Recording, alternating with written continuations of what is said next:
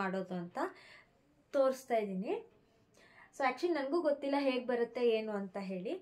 ಎಲ್ಲಿ ನೋಡ್ತಿದ್ದೀರಮ್ಮ? ವೈ ಚಿನ್ನಿ ಪಾಪು ಅಲ್ಲೋಡಲ್ಲಿ ಕ್ಯಾಮ್ರಾ ನೋಡು. ಟಡಾನ್! ಹಾಯ್, ನಮಸ್ಕಾರ ಎಲ್ರಿಗೂ. ವೆಲ್ಕಮ್ ಟು ಸೌಮ್ಯ ಲೋಕ. ಎಲ್ಲರೂ ಹೇಗಿದ್ದೀರಾ? ಹೋಪ್ ಎಲ್ಲರೂ ಚೆನ್ನಾಗಿದ್ದೀರಾ ಅಂತ ಭಾವಿಸ್ತೀನಿ.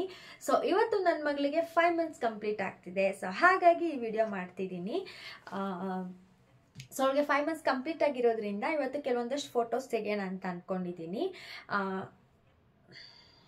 ಸೊ ಕಿಟ್ ಇಲ್ಲದೇ ಹೇಗೆ ಮನೆಯಲ್ಲೇ ನಾವು ಫುಟ್ ಮತ್ತು ಹ್ಯಾಂಡ್ ಕ್ಯಾಸ್ಟಿಂಗ್ ಮಾಡೋದು ಅಂತ ನಿಮಗೆ ಇವತ್ತು ತಿಳಿಸ್ಕೊಡ್ತಿದ್ದೀನಿ. ಸೊ ನಾನು ಕೂಡ ಟ್ರೈ ಮಾಡ್ತಿದ್ದೀನಿ, ಹೇಗೆ ಬರುತ್ತೆ ಏನು ಅಂತ ಗೊತ್ತಿಲ್ಲ. ಸೊ ಚೆನ್ನಾಗಿ ಬಂದರೂ ಚೆನ್ನಾಗಿ ಬಂದಿಲ್ಲ ಅಂದರೂ ನಿಮ್ಮ ಜೊತೆಲಿ ಶೇರ್ ಮಾಡ್ಕೊಳ್ತೀನಿ ಇವಾಗ. ಸೊ ಹಾಗಾಗಿ ಫಸ್ಟೇ ವಿಡಿಯೋ ಸ್ಟಾರ್ಟ್ ಮಾಡ್ಕೊಂಡಿದ್ದೀನಿ. ಸೊ ನನಗೆ ಇನ್ನು 4 months 1 week ಆಗಿದೆ ಅಷ್ಟೇ ವಿಡಿಯೋ ಮಾಡಿ ಅನ್ನಿಸ್ತಿದೆ. ಬಟ್ ಆಗಲೇ 1 month ಆಗೇ ಹೋಯಿತು. ಸೊ ಟೈಮ್ ಹೇಗೆ ಹೋಗ್ತಿದೆ ಅಂತಲೇ ಗೊತ್ತಾಗ್ತಿಲ್ಲ. ವಿಡಿಯೋ ಸ್ಟಾರ್ಟ್ ಮಾಡೋಣ. ಅದಕ್ಕಿಂತ ಮುಂಚೆ ಹೊಸದಾಗಿರೋದು ನನ್ನ ಚಾನಲ್ನ ನೋಡ್ತಿದ್ರೆ ಪ್ಲೀಸ್ ಸಬ್ಸ್ಕ್ರೈಬ್ ಮಾಡ್ಕೊಳ್ಳಿ. ಹಾಗೆ ನಿಮ್ಮ ಫ್ರೆಂಡ್ಸ್ ಫ್ಯಾಮಿಲಿ ಜೊತೆ ಕೂಡ ಶೇರ್ ಮಾಡಿ ಅಂತ ಹೇಳ್ತಾ ಸೊ ಬನ್ನಿ ವಿಡಿಯೋ ಸ್ಟಾರ್ಟ್ ಮಾಡೋಣ. ಇವ್ರು ನೋಡಿ ಹೆಂಗೆ ಬಾಯಿ ಇಟ್ಕೊಂಡು ಚೀಪ್ ತೊಳೆ ಹಾಲೇ ಕುಡ್ದಿಲ್ಲ ಪಾಪ ನನ್ನ ಮಗು. ಪಾಪ ಮಗು ಹೊಟ್ಟೆ ಅಷ್ಟು ಬಿಟ್ಟಿದೆ ಅಂತ ಚೀಪ್ತಾ ಇದೆ ಬಾಯಲ್ಲಿ ಹಾಕ್ಕೊಂಡು. ಬಿಡಿ ಬೈರಣ್ಣ ಬಿಡಮ್ಮ.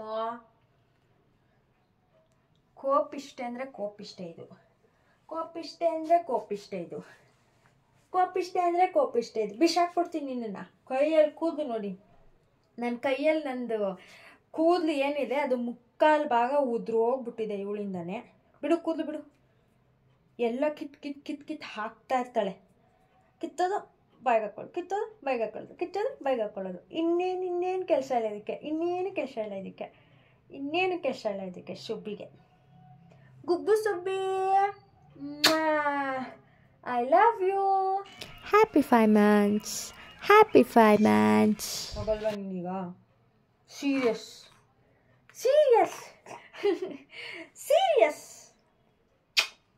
5 monthsಗೆ ನಾನು ಈ ರೀತಿಯಾದಂತಹ ಫ್ಲವರ್ಸ್ನ ಯೂಸ್ ಮಾಡ್ತಾಯಿದ್ದೀನಿ. ಇದು ಶೋ ಫ್ಲವರು, ನನಗೆ ಇದ್ರ ಹೆಸರು ಕರೆಕ್ಟಾಗಿ ಗೊತ್ತಿಲ್ಲ. ಸೊ ಮಂತ್ಲಿನೂ ಕೂಡ ಡಿಫ್ರೆಂಟ್ ಫ್ಲವರ್ಸ್ ಹಾಗೆ ಡಿಫ್ರೆಂಟ್ ಕಲರ್ಸ್ನ ಯೂಸ್ ಮಾಡಬೇಕಂತ ನಾನು ಆಲ್ರೆಡಿ ನಿಮ್ಮ ಜೊತೆಲಿ ಶೇರ್ ಮಾಡ್ಕೊಂಡಿದ್ದೀನಿ. ಸೊ ಇವತ್ತು ನಾನು ಏನು ಮಾಡ್ತಾಯಿದ್ದೀನಿ ಅಂದರೆ, ಇದು ಫ್ಲವರ್ಸ್ ಇತ್ತು ಆಲ್ರೆಡಿ ನಾನು ಹಳೆ ವ್ಲಾಗಲ್ಲಿ ತೋರಿಸಿದ್ದೆ ಒಂದು ವಿಡಿಯೋದಲ್ಲಿ ಬೊಕ್ಕೆದು. ಆ ಬೊಕ್ಕೆ ಫ್ಲವರ್ಸೇ ಇದು. ಸೊ ಅದನ್ನು ನಾನು ಕಟ್ ಮಾಡಿಬಿಟ್ಟು ಫ್ರಿಜ್ಜಲ್ಲಿ ಇಟ್ಟಿದ್ದೆ, ಕವರ್ ಒಳಗಡೆ ಹಾಕಿಬಿಟ್ಟು ಒಂದು ಬಾಕ್ಸಲ್ಲಿ. ಸೊ ಅದು ಎಷ್ಟು ಚೆನ್ನಾಗಿದೆ ಇವತ್ತವರೆಗೂ ಕೂಡ. ಆಲ್ಮೋಸ್ಟ್ 1 month ಮೇಲೆ ಆಗಿದೆ. ಎಷ್ಟು ನೀಟಾಗಿದೆ ಫ್ಲವರ್ಸು, ಏನೂ ಹಾಳಾಗಿಲ್ಲ. ಬಟ್ ಪಿಂಕ್ ಕಲರ್ದು ಒಂದು ಸ್ವಲ್ಪ ಕಲರ್ ಶೇಡ್ ಆಗಿದೆ ಅಷ್ಟೇ. ಫ್ಲವರ್ಸ್ನೆಲ್ಲ ಯೂಸ್ ಮಾಡಿ ಇವಾಗ 5 ಅಂತ ಮಾಡಿದೆ. ಹಾಗೆ ಒಂದು ಸ್ವಲ್ಪ ಎಲೆಗಳನ್ನ ಕಿತ್ಕೊಂಡು ಬಂದಿದ್ದೆ, ಅದನ್ನು ಈ ಥರ ಅದ್ರ ಕೆಳಗಡೆ ಇಟ್ಕೊಳ್ತಾ ಇದ್ದೀನಿ. ಸೊ ಇವಾಗ ಪಾಪನೂ ಕೂಡ ರೆಡಿ. ಸೊ ಅವಳಿಗೆ ಗ್ರೀನ್ ಕಲರ್ ಫ್ರಾಕ್ ಹಾಕಿದ್ದೆ, ಲೈಕ್ ಆ ಫ್ಲವರ್ಸ್ಗೆ ಮ್ಯಾಚ್ ಮಾಡಬೇಕಲ್ಲ, ಹಾಗಾಗಿ ಎಲೆಗಳನ್ನ ಇಟ್ಟಿದ್ದು. ಆ್ಯಂಡ್ ಫ್ರಾಕ್ ಮೇಲೂ ಕೂಡ ಪಿಂಕ್ ಕಲರ್ ಫ್ಲವರ್ಸ್ ಇದೆ, ಹಾಗೆ ಲೀಫ್ ಎಲ್ಲ ಇದೆ. ಡ್ರೆಸ್ಸಿಗೆ ಮತ್ತು 5 numberಗೆ ಕರೆಕ್ಟಾಗಿ ಮ್ಯಾಚ್ ಆಗುತ್ತೆ. ಅವಳಿಗೆ ಒಂದು ಹೆಡ್ ಬ್ಯಾಂಡ್ ಕೂಡ ಹಾಕಿದೆ. ಆಯ್ ಕಂದ, ಅಮ್ಮನ ನೋಡು. ಅಮ್ಮನ ನೋಡ್ತಿದ್ದೀರಾ ನೀವು? ಗುಡ್ ಗರ್ಲ್ ಆಗ್ಬಿಟ್ರ ಚಿನ್ನು ನೀವು? ಅಯ್ಯೋ ಚಿನ್ನಿ ಪಾಪ ಗುಡ್ ಗರ್ಲ್ ಆಗ್ಬಿಟ್ರ. ಫ್ಲವರ್ಸ್ ಎಲ್ಲ ಹಾಕಿ ರೆಡಿ ಮಾಡಬೇಕಾದ್ರೆ ಅಂದ್ಕೊಳ್ತಾ ಇದ್ದೆ, ಪ್ಲೀಸ್ ಅಮ್ಮ ಇವತ್ತು ಸುಮ್ಮನೆ ಇದ್ಬಿಡು ಅಂತ. ಯಾಕಂದರೆ 4 monthsಲ್ಲಿ ಅವಳೆಲ್ಲ ಕಿತ್ತಾಕ್ತಾ ಇದ್ದಿದ್ದು ನೋಡಿ ಈ ಸಲನೂ ಎಲ್ಲಿ ಹಾಗೆ ಮಾಡ್ತಾಳೆ ಅಂತ ಅಂದ್ಕೊಂಡೆ. ಆ ಥರ ಏನು ಕೂಡ ಮಾಡ್ದೇ ಫೋಟೋಸ್ನ ಇಟ್ಕೊಂಡ್ಲು. ಸೊ ನಾನು ಕೂಡ ಜಾಸ್ತಿ ಫೋಟೋಸ್ ತೆಗೆಯೋದಕ್ಕೆ ಹೋಗಲಿಲ್ಲ.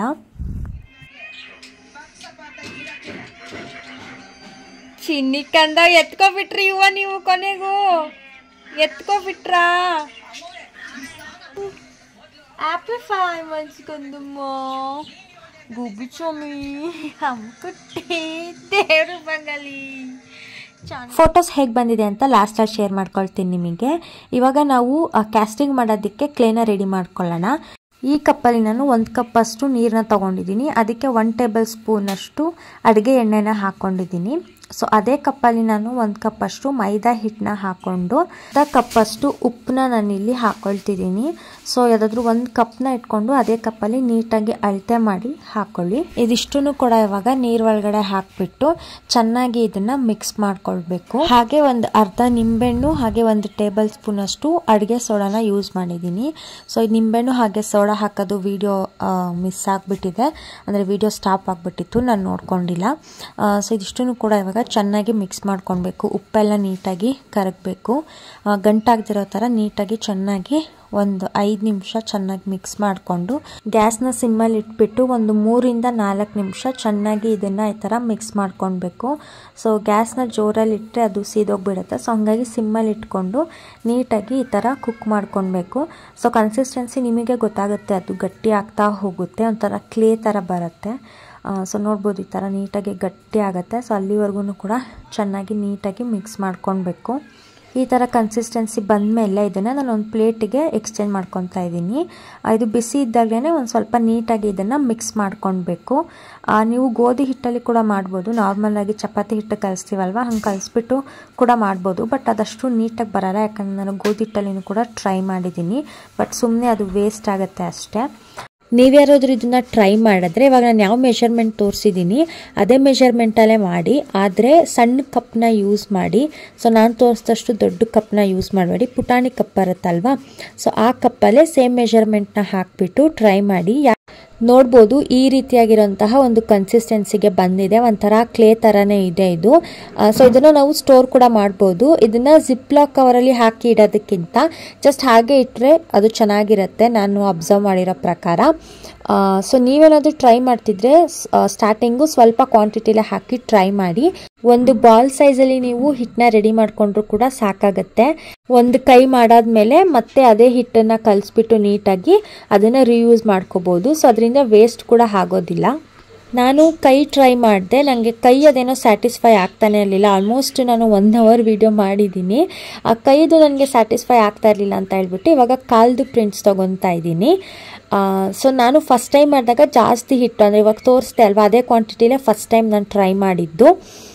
ಅದಾದಮೇಲೆ ನಾನು ಮತ್ತೆ ಇನ್ನೊಂದು ಸಲ ಕಲಿಸಿದ್ದೆ, ಆವಾಗ ಸಣ್ಣ ಕ್ವಾಂಟಿಟಿಯಲ್ಲಿ ಟ್ರೈ ಮಾಡಿದೆ. ಸೊ ನೋಡ್ಬೋದು ಈ ರೀತಿಯಾಗಿ ಬಂದಿದೆ, ಕಾಲು ನೀಟಾಗಿ ಬಂದಿದೆ. ಒಂದು ಕಾಲ್ದಾಯಿತು, ಇವಾಗ ಇನ್ನೊಂದು ಕಾಲ್ದಿನ ನಾನು ಇವಾಗ ಕೂರಿಸ್ಕೊಂಡು ಮಾಡ್ತಾಯಿದ್ದೀನಿ, ಯಾಕಂದರೆ ಅವಳು ಎದ್ಬಿಟ್ಲು ಕರೆಕ್ಟಾಗಿ ಅದೇ ಟೈಮಿಗೆ. ಇವಾಗ ನಾನು ಅದನ್ನು ಒಂದು ಪ್ಲೇಟಿಗೆ ಹಾಕಿಟ್ಕೊಂಡಿದ್ದೀನಿ ಈ ಥರ. ಸೊ ಅದು ಹಿಟ್ಟು ಒಂದು ಸ್ವಲ್ಪ ಸಾಫ್ಟ್ ಇರುತ್ತಲ್ವ, ಬಿದೋಗ್ಬಿಡುತ್ತೆ. ಹಾಗಾಗಿ ಸಪೋರ್ಟಿಗೆ ಅಂತ ಹೇಳಿ ಪೇಂಟ್ ಡಬ್ಬಗಳನ್ನ ನಾನು ಕೊಟ್ಟಿದ್ದೀನಿ. ಇದಕ್ಕೆ ಇವಾಗ ನಾನು POPನ ಮಿಕ್ಸ್ ಮಾಡ್ಕೊಳ್ತಿದ್ದೀನಿ. ಇದನ್ನು ನಾವು ದೋಸೆ ಹಿಟ್ಟಿನ ಥರ ನೀಟಾಗಿ ಕಲಿಸ್ಕೊಬೇಕು, ಅಂದರೆ ಆ ಕನ್ಸಿಸ್ಟೆನ್ಸಿ ಬರೋ ಥರ. ಸ್ವಲ್ಪ ನೀರು ಹಾಕ್ಕೊಂಡು ಸ್ವಲ್ಪನೇ ಹಿಟ್ಟು ಹಾಕ್ಕೊಂಡು ಒಂದು ಸ್ವಲ್ಪ ಗಟ್ಟಿಗೆನೇ ಕಲಿಸ್ಕೊಂಡ್ರೆ ಆಗುತ್ತೆ. ಸೊ ಇದು ಈಸಿಯಾಗಿ ಕಲಿಸ್ಕೊಳ್ಬೋದು. ಅದನ್ನು ಇವಾಗ ನಾನು ರೆಡಿ ಮಾಡ್ಕೊಂಡಿದ್ವಿ ಅಲ್ವಾ, ಆ ಒಂದು ಹಿಟ್ಟಿನ ಒಳಗಡೆ ಹಾಕ್ತಾ ಇದ್ದೀನಿ, ಕ್ಲೇ ಒಳಗಡೆ. POP ಬಂದು ಎಲ್ಲ ಹಾರ್ಡ್ವೇರ್ ಶಾಪಲ್ಲಿ ಸಿಗುತ್ತೆ, ಅಂದರೆ ಪೇಂಟ್ ಅಂಗಡಿ ಬರುತ್ತಲ್ವ ಅಲ್ಲಿ ಸಿಗುತ್ತೆ. 1 kg 40 ರೂಪೀಸ್ ಏನೋ, ಅದನ್ನು ತರಿಸ್ಕೊಂಡ್ರೆ ಆಲ್ಮೋಸ್ಟ್ ಒಂದು 500+ ನಾವು ಮಾಡ್ಕೊಳ್ಬೋದು. ಸೊ ಒಂದು ಸಲ ಕರೆಕ್ಟಾಗಿ ಬಂದಿಲ್ಲ ಅಂತಂದರೆ ಮತ್ತೆ ನಾವು ಟ್ರೈ ಮಾಡ್ತಾನೆ ಇರ್ಬೋದು, ಏನು ಪ್ರಾಬ್ಲಮ್ ಇಲ್ಲ. ಯಾಕಂದರೆ ಹಿಟ್ಟನ್ನ ಒಂದು ಸಲ ಕಲಿಸ್ಕೊಂಡ್ರೆ ಸಾಕು. ಒಂದು ಸಲ ಈ ಥರ ರೆಡಿ ಮಾಡಿ ಆದಮೇಲೆ ಅದನ್ನು ರಿಮೂವ್ ಮಾಡ್ಕೊಂಡ್ಬಿಟ್ಟು ಮತ್ತೆ ಆ ಹಿಟ್ಟನ್ನೇ ನೀಟಾಗಿ ಕಲಿಸ್ಕೊಂಡು ಅದನ್ನು ಮಾಡ್ಕೊಳ್ಬೋದು. ಸೊ ಇದು ಫಸ್ಟ್ ಟೈಮ್ ಮಾಡಿದ್ದು ಈ ರೀತಿಯಾಗಿ ಬಂದಿದೆ. ಸೊ ನನಗೇನೋ ಅಷ್ಟು ಕರೆಕ್ಟಾಗಿ ಬಂದಿಲ್ಲ ಅಂತ ಅನ್ನಿಸ್ತು. ಸೊ ಹಾಗಾಗಿ ಮತ್ತೆ ನಾನು ಟ್ರೈ ಮಾಡಿದೆ. ನಾನು ಕೂಡ ಫಸ್ಟ್ ಟೈಮ್ ಟ್ರೈ ಮಾಡಿದ್ದಲ್ವಾ, ಸೊ ಈ ರೀತಿ ಬಂದಿದೆ. ಅವಳು ಬೆರಳನ್ನ ಮಡ್ಚ್ಕೊಂಡ್ಬಿಡ್ತಾಳೆ ಅವಾಗ. ಸೊ ಇದು ನಾನು ಸೆಕೆಂಡ್ ಟೈಮ್ ಏನೋ ಮಾಡಿದ್ದು, ಸೆಕೆಂಡ್ ಟೈಮ್ ಅವ್ರ ಥರ್ಡ್ ಟೈಮ್ ಇರಬೇಕನ್ಸುತ್ತೆ. ಇವಾಗ ನೋಡ್ಬೋದು ಅದೇ ಹಿಟ್ಟನ್ನೇ ನಾನು ನೀಟಾಗಿ ಮತ್ತೆ ಈ ಥರ ಮಿಕ್ಸ್ ಮಾಡಿಕೊಂಡು ಮತ್ತೆ ಅದನ್ನು ರಿಯೂಸ್ ಮಾಡ್ಕೊಳ್ತಿದ್ದೀನಿ. ಹಿಟ್ಟಲ್ಲಿ ಮಗು ಕಾಲು ಅಥವಾ ಕೈ ಇಟ್ಟಾಗ್ಲೇ ಗೊತ್ತಾಗುತ್ತೆ ಅದು ಕರೆಕ್ಟಾಗಿ ಬಂದಿದೆಯಾ ಇಲ್ವಾ ಅಂತ ಹೇಳಿ. ಸೊ ಕರೆಕ್ಟಾಗಿ ಬಂದಿಲ್ಲ ಅಂತಂದರೆ ನೀಟಾಗಿ ಮತ್ತೆ ನೀವು ಆ ಹಿಟ್ಟನ್ನ ಕಲಿಸ್ಕೊಂಡ್ಬಿಟ್ಟು ಮತ್ತೆ ಇನ್ನೊಂದು ಸಲ ಕಾಲು ಅಥವಾ ಕೈನ ಇಟ್ಬಿಟ್ಟು ಪ್ರಿಂಟ್ ತೊಗೊಳ್ಬೋದು. ಇವಾಗ ನಾನು ಇದನ್ನು ನೀರು ಒಳಗಡೆ ಹಾಕಿಬಿಟ್ಟು ಹಿಟ್ಟೇನಾದರೂ ಅಂಟ್ಕೊಂಡಿದ್ರೆ ಆ ಹಿಟ್ಟೆಲ್ಲನೂ ಕೂಡ ನೀಟಾಗಿ ಬ್ರಷಿಂದ ವಾಶ್ ಮಾಡಿ ಅದನ್ನು ಇವಾಗ ಒಂದು ಬಟ್ಟೆಯಲ್ಲಿ ಒರೆಸ್ಕೊಳ್ತಾ ಇದ್ದೀನಿ. ಸೊ ಈ ರೀತಿಯಾಗಿ ಬಂದಿದೆ. ಇವಾಗ ನಾನು ಸ್ಯಾಂಡ್ ಪೇಪರ್ನ ಯೂಸ್ ಮಾಡಿ ಕೆಲವೊಂದು ಕಡೆ ಎಕ್ಸ್ಟ್ರಾ ಆಗಿರುತ್ತಲ್ವ ಸಿಮೆಂಟು ಅಂದರೆ POP, ಸೊ ಅದೆಲ್ಲನೂ ಕೂಡ ಈ ಥರ ರಿಮೂವ್ ಮಾಡ್ಕೊಳ್ತಿದ್ದೀನಿ. ಹಾಗೆ ಸಿಸರಿಂದ ಒಂದು ಸ್ವಲ್ಪ ಕಟ್ ಮಾಡ್ತಾ ಇದ್ದೀನಿ, ಅಂದರೆ ಸೆಂಟರ್ ಕಾಲು ಬೆರಳಲ್ಲೆಲ್ಲ ಎಕ್ಸ್ಟ್ರಾ ಆಗಿಬಿಟ್ಟಿದೆ. ಸೊ ಅದೆಲ್ಲನೂ ಕೂಡ ಈ ಥರ ನೀಟಾಗಿ ಕಟ್ ಮಾಡ್ಕೊಳ್ತಿದ್ದೀನಿ. ಈ ಥರ ಕಟ್ ಮಾಡಬೇಕಾದ್ರೆ ನಿಧಾನಕ್ಕೆ ಕಟ್ ಮಾಡಬೇಕು, ಇಲ್ಲಾಂತಂದರೆ ಅದೇ ಪೂರ್ತಿ ಕಟ್ಟಾಗೋ ಚಾನ್ಸಸ್ ಇರುತ್ತೆ. ಅದಾದಮೇಲೆ ಮತ್ತೆ POPಯಿಂದ ನೀಟಾಗಿ ಎಲ್ಲನೂ ಉಜ್ಜಿಬಿಟ್ಟು ಈ ಥರ ನೀಟಾಗಿ ಎಲ್ಲನೂ ಕೂಡ ಸಾಫ್ಟ್ ಮಾಡ್ತಾ ಇದ್ದೀನಿ. ಹಿಂದೆಗಳನ್ನು ಕೂಡ ನೀಟಾಗಿ ಒಂದೇ ಥರದಲ್ಲಿ ಸಾಫ್ಟ್ ಮಾಡಬೇಕಾಗತ್ತೆ, ಯಾಕಂದರೆ ನಾವು ಸ್ಟಿಕ್ ಮಾಡಬೇಕಲ್ವಾ. ಸೊ ಸ್ಟಿಕ್ ಮಾಡಿದಾಗ ನೀಟಾಗಿ ಅದು ಕೂತ್ಕೋಬೇಕು, ಅದಕ್ಕೋಸ್ಕರ. ಅದಾದಮೇಲೆ ನೀಟಾಗಿ ಒಂದು ಬಟ್ಟೆಲಿ ಒರೆಸ್ಬಿಟ್ಟು ಇವಾಗ ನಾನು ಗೋಲ್ಡನ್ ಕಲರ್ ಪೇಂಟ್ ಮಾಡ್ತಾ ಇದ್ದೀನಿ. ಸೊ ಫೈನಲಾಗಿ ಈ ಥರ ಕಾಣಿಸ್ತಿದೆ ಫುಲ್ಲು ಡ್ರೈ ಆದಮೇಲೆ. ಪೇಂಟ್ ಮಾಡಿರೋದು ವಿಡಿಯೋ ಬಂದು ಕ್ಲೀನಾಗಿ ರೆಕಾರ್ಡ್ ಆಗಿಲ್ಲ, ಕ್ಯಾಮ್ರಾ ಕೆಳಗಡೆ ಆಗಿಬಿಟ್ಟಿದೆ. ಸೊ ನಾನು ನೋಡಿಕೊಂಡೇ ಇಲ್ಲ, ಹಾಗಾಗಿ ಅದು ಪೂರ್ತಿ ತೋರಿಸೋದಕ್ಕಾಗಿಲ್ಲ.